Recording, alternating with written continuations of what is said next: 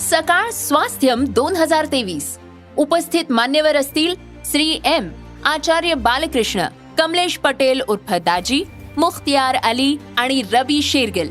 व्याख्यान, परिसंवाद, चर्चासत्र, कार्यशाळा, प्रदर्शन, सायकल रॅली, संगीतमय उपक्रमांचा महोत्सव. या, शिका आणि आरोग्यदायी आयुष्याची अनुभूती घ्या. सकाळ स्वास्थ्यम 2023 ला अवश्य उपस्थित रहा. दिनांक 1, 2 आणि 3 डिसेंबर 2023, पंडित पाम, कर्वेनगर, पुणे. निशुल्क नोंदणीसाठी आत्ताच www.globalswasthyam.com या वेबसाईटला भेट द्या. सकाळ स्वास्थ्यम 2023.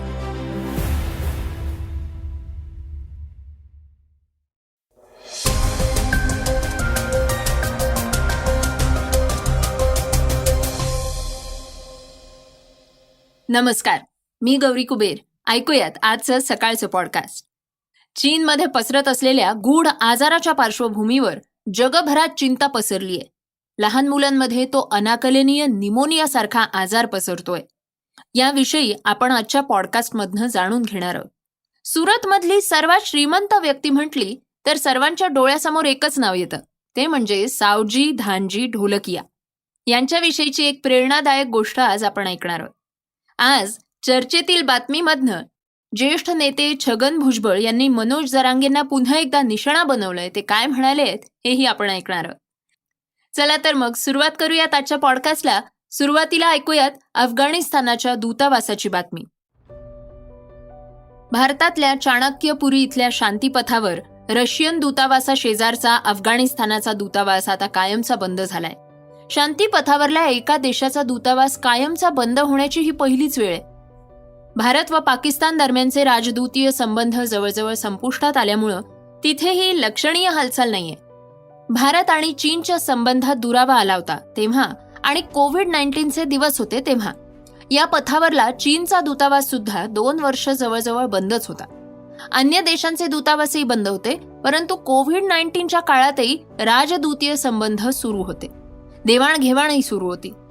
कॅनडा स्थित खलिस्तानवादी शीख नेते हरदीप सिंग निज्जर याचा 18 जून 2023 रोजी खून झाल्यानंतर त्याबाबत कॅनडाचे पंतप्रधान जस्टिन ट्रुडो यांनी भारताला जाहीररित्या जबाबदार धरल्यापासून शांतीपथाच्या कोपऱ्यावर असलेलं कॅनेडियन उच्चायुक्तांचं कार्यालय आणि भारतातले संबंध इतके ताणले गेले होते की कॅनडाला भेट देणाऱ्या कॅनडाचा व कॅनडा स्थित भारतीयांना, कॅनेडियन नागरिकांना भारताचा व्हिसा देण्यास बंदी घालण्यात आली होती. ती काहीशी शिथिल झाली असली तरी तणाव कायम आहे. त्यामुळे दूतावासीय गाठीभेटी बंद आहेत. आता शांतीपथावरल्या दूतावासांची ही अवस्था पाहता या राष्ट्रांशी भारताचे संबंध किती दुरावलेले आहेत याची कल्पना येते. अफगाणिस्तानचा दूतावास बंद झाल्याची घोषणा अफगाणिस्तानचे भारतातले राजदूत फरीद मामुंडजे यांनी लंडनहून केली. ऑगस्ट 2021 मध्ये तालिबाननं अफगाणिस्तानात सत्ता काबीज केली. त्या पाठोपाठ सरकारनं अफगाणिस्तानातून भारतात येऊ पाहणाऱ्या अफगाणी नागरिक, विद्यार्थ्यांना व्हिसा देण्यास बंदी केली होती. ती आजही कायम आहे. त्यामुळे असंख्य निरपराध अफगाणी नागरिकांवर संकट कोसळलं. तालिबानच्या कठोर आणि जाचक सत्तेखाली असंख्य महिला भरडल्या जात आहेत. दरम्यानच्या काळात तर भारत आणि तालिबान यांच्यातले संबंध असून नसल्यासारखेच होते. आजही भारतानं तालिबान सरकारला औपचारिकरित्या मान्यता दिलेली नाहीये. दूतावास बंद करण्यात आला असला तरीही हैदराबाद आणि मुंबई इथल्या अफगाणिस्तानच्या कॉन्सुलेट सुरूच असल्याचा दावा केला जातोय. 1 ऑक्टोबरपासून दूतावास बंद असल्याचं सांगितलं जात होतं, तरीही परराष्ट्र मंत्रालयानुसार ते चालूच होतं. राजदूत मामुंडजे यांच्यानुसार काही अत्यावश्यक म्हणजेच इमर्जन्सी कामांसाठीच तो सुरू होता. भारत सरकार अफगाणिस्तानच्या दूतावासातल्या अधिकाऱ्यांना व्हिसा आणि अन्य सवलती देत नाही अशी त्यांची तक्रार आहे. तथापि त्याचं खंडन परराष्ट्र मंत्रालयानं केलंय. श्रोत्यांनो, चीनविषयी एक महत्वाची बातमी ऐकूयात. चीनमध्ये पसरत असलेल्या गूढ आजाराच्या पार्श्वभूमीवर जगभरात चिंता पसरलीय. लहान मुलांमध्ये तो अनाकलनीय निमोनिया सारखा आजार पसरतोय. या दरम्यान भारत सरकार देखील चीनमध्ये पसरत असलेल्या या आजाराच्या परिस्थितीकडे बारकाईनं लक्ष ठेवून आहे. चीनमध्ये कोरोनानंतर सुरू झालेल्या या नव्या गूढ आजारानं जगातल्या अनेक देशांना भयभीत केलेलं आहे. याबद्दल WHOने इशारा दिलेला आहे. या आजाराचा परिणाम हा मुलांवर जास्त झालेला आहे. परिस्थिती अशी आहे की सरकारनं अनेक शाळा बंद करण्याचे आदेशही दिलेले आहेत. या पार्श्वभूमीवर भारतही केंद्रीय आरोग्य मंत्रालयानं सर्व राज्य आणि केंद्रशासित प्रदेशांना कोरोना सदृश मार्गदर्शक तत्वांचं पालन करण्याचा सल्ला देतोय. मात्र घाबरून जाण्याची गरज नाहीये. फक्त नियमांचं पालन करत राहा असंही म्हणण्यात आलेलं आहे. देशात सध्या अलर्टसारखी परिस्थिती नसल्याचंही सरकारनं म्हटलंय. आरोग्य मंत्रालयाकडनं यासंबंधित एक निवेदन जारी करण्यात आलेले.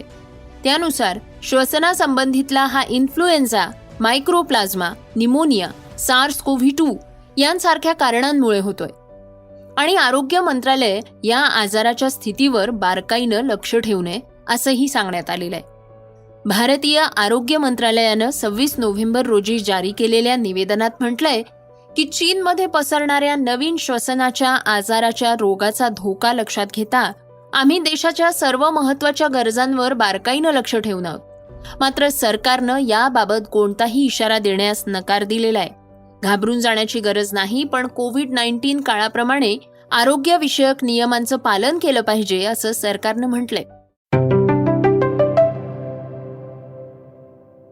श्रोत्यांनो, सावजी धानजी ढोलकिया यांच्याविषयीची एक महत्त्वाची बातमी ऐकूया. सुरतमधील सर्वात श्रीमंत व्यक्ती म्हटलं की सर्वांच्या डोळ्यांसमोर एकच नाव येतं, ते म्हणजे सावजी धानजी ढोलकिया. एका शेतकऱ्याच्या पोटी जन्माला येऊन पुढे हिरे व्यापारी बनत हजारो कोटींचं साम्राज्य उभं करणारे ढोलकिया हे आपल्या उदार स्वभावासाठी देखील प्रसिद्ध आहेत. ढोलकिया हे कित्येक वेळा दिवाळी बोनसमध्ये आपल्या कंपनीच्या कर्मचाऱ्यांना कार, फ्लॅट आणि ज्वेलरी भेट देतात. मात्र आपल्या मुलाला आणि नातवाला देखील त्यांनी अगदी 200 रुपये मजुरीवर काम करायला सांगितलं होतं. कदाचित त्यांच्या या साधेपणातच त्यांच्या यशाचं रहस्य लपलंय. कोण आहेत सावजी ढोलकिया?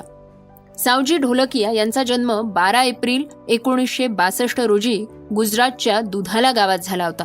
एका शेतकरी कुटुंबात ते जन्माला आले. सावजी यांना आणखी 3 भाऊ आहेत. परिस्थिती नसल्यामुळे सावजींना 4थीमध्ये शाळा सोडावी लागली होती. त्यानंतर त्यांनी सुरतमध्ये आपल्या काकांसोबत काम करण्यास सुरुवात केली. त्यांच्या काकांचा हिऱ्याचा व्यापार होता. नंतर त्यांचे भाऊ हिम्मत आणि तुलसी यांनी सुद्धा त्यांच्यासोबत काम करण्यास सुरुवात केली. पुढे 1992 साली सावजी यांनी आपल्या 3 भावांसोबत मिळून हरी कृष्णा एक्सपोर्ट्स नावाची कंपनी स्थापन केली. या कंपनीनं diamond cutting and polishing unit हे सुरतमध्ये उभारलं, तर एक्सपोर्ट ऑफिस हे मुंबईमध्ये उभारण्यात आलं. 2014 सालापर्यंत या कंपनीची वाढ एवढी जोरदार झाली की हिरे व्यापारातलं एक अग्रगण्य नाव म्हणून सावजी यांच्या कंपनीचा उल्लेख होऊ लागला. तोपर्यंत कंपनीमधल्या कामगारांची संख्या ही तब्बल 6500 पेक्षाही जास्त होती. सावजी यांनी 2005 साली किसना नावानं एक ज्वेलरी ब्रँड काढला होता. सावजी यांनी आपला मुलगा द्रव्य याला ताकीद दिली होती की मोठं होण्यासाठी आपलं नाव वापरायचं नाही. त्यांच्या मुलानं मॅकडॉनल्ड्स, कॉल सेंटर्स आणि अगदी बेकरीमध्ये सुद्धा 200 रुपये मजुरीवर काम केलं.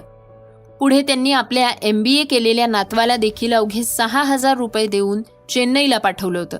बिझनेस स्कूलमध्ये शिकलेल्या गोष्टी खऱ्या आयुष्यात कशा वापराव्यात याचे धडे मिळावेत यासाठी त्यांनी असं केलं होतं, ज्याविषयी नेहमीच बोललं जातं.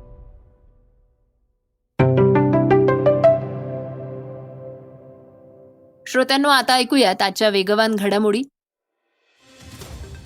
पंतप्रधान नरेंद्र मोदी 5 जानेवारी 2022ला पंजाब दौऱ्यावर असताना त्यांच्या सुरक्षेत त्रुटी दिसून आली होती. आता या प्रकरणात मोठी कारवाई सुरू आहे.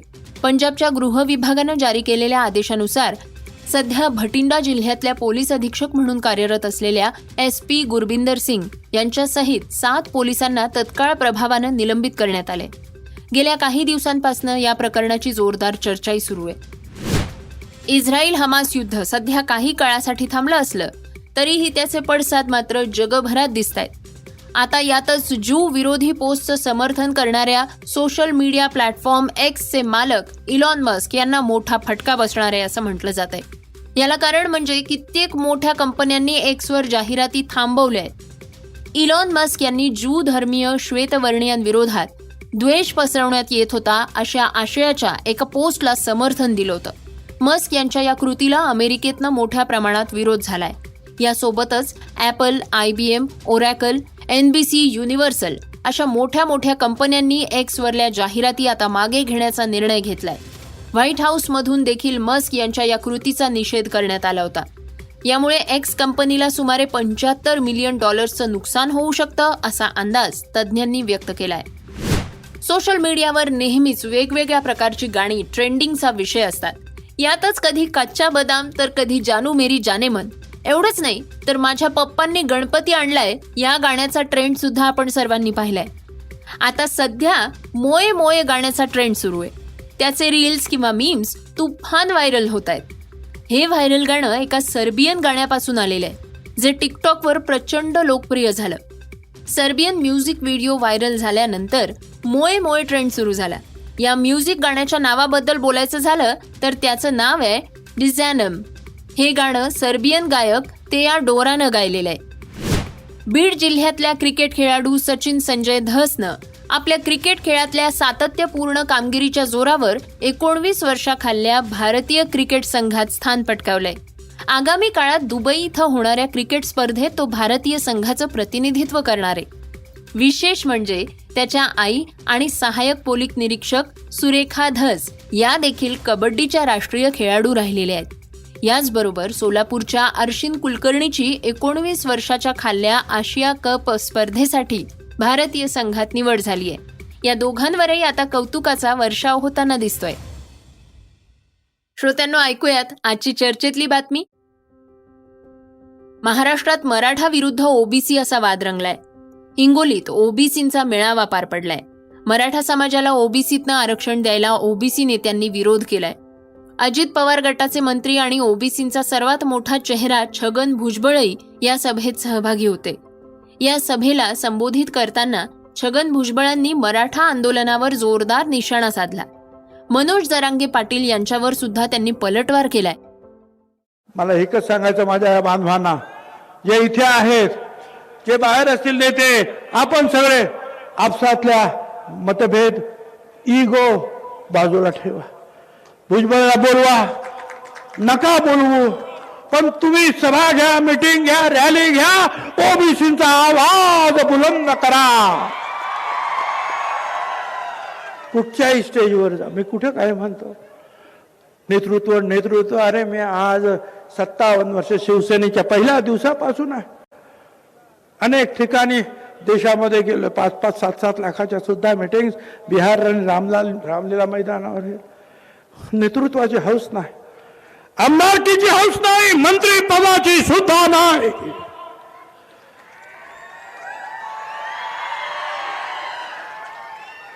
पण आमचा अपमान अशा रीतीचा आणि आमच्यावर हा चालणारा तुमचा सत्तेचा, केवळ तुमचा समाज पुढे आहे.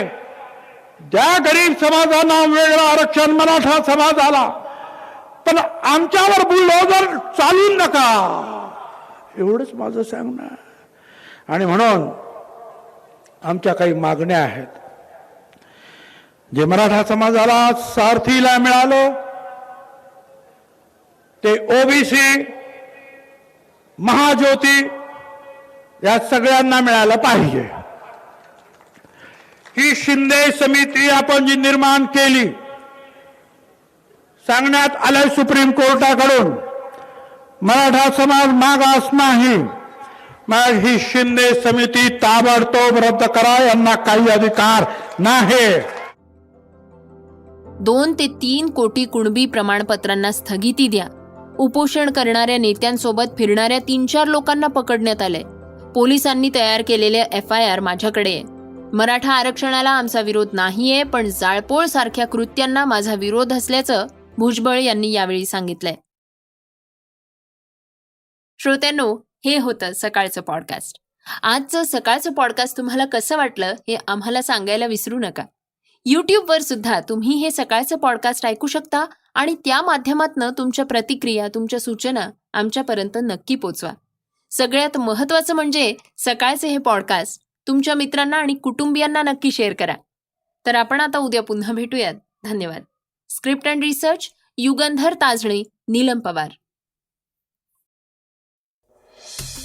वाचा, बघा आणि आता ऐका आणखी बातम्या isakal.com वर. तुम्ही हा पॉडकास्ट सकाळच्या वेबसाईट आणि ऍप वर सुद्धा ऐकू शकता. विसरू नका या पॉडकास्टला आपल्या आवडीच्या पॉडकास्ट ऍप वर सबस्क्राईब किंवा फॉलो करायला.